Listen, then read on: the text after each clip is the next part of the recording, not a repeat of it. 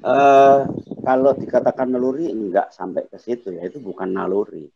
Ada beberapa faktor yang dapat menjadi penyebab seseorang itu mengalami kelainan eksibisionis ini ya. Faktor tersebut meliputi yang pertama yang jelas adalah gangguan kepribadian, yaitu gangguan kepribadian antisosial.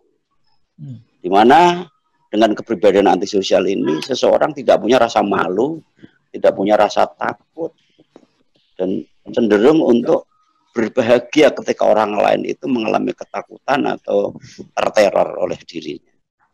Kemudian juga bisa juga eksibisionis ini juga dilakukan oleh orang-orang yang menyalahgunakan alkohol karena pengaruh alkohol.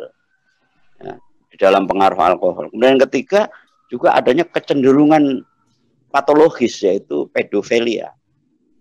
Ada kecenderungan pedofilia.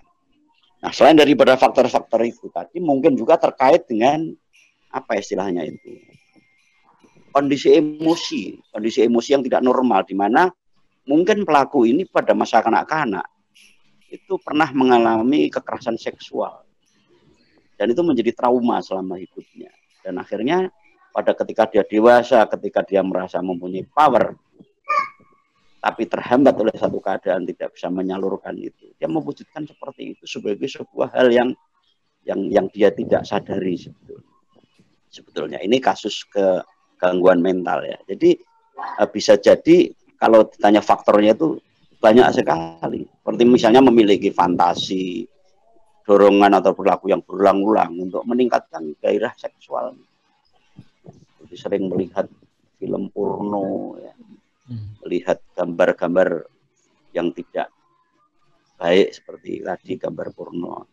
Juga mungkin merasa sangat tertekan dengan perilaku seksualnya karena dia mungkin tidak punya penyaluran yang resmi.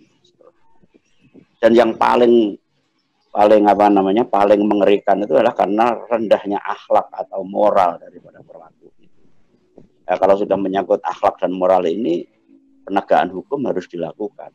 Tapi ketika kita mendapati bahwa yang menjadi faktor atau menjadi mendorong seseorang berbuat demikian karena faktor gangguan jiwa, mungkin tindakan yang paling perlu adalah untuk direhabilitasi. Karena banyak juga sih orang yang menggunakan tedeng gangguan jiwa ini untuk lepas dari hukum. Ini masalahnya gitu. Banyak yang berlindung di balik pasal itu. Sehingga di sini peran psikolog, peran dokter, dan peran psikiater tentu perlu digandeng oleh pihak penegak hukum, dalam hal ini oleh pihak kepolisian, untuk bersama-sama mengatasi atau menangani masalah pedofilia ini. Terima kasih sudah nonton. Jangan lupa like, subscribe, dan share ya.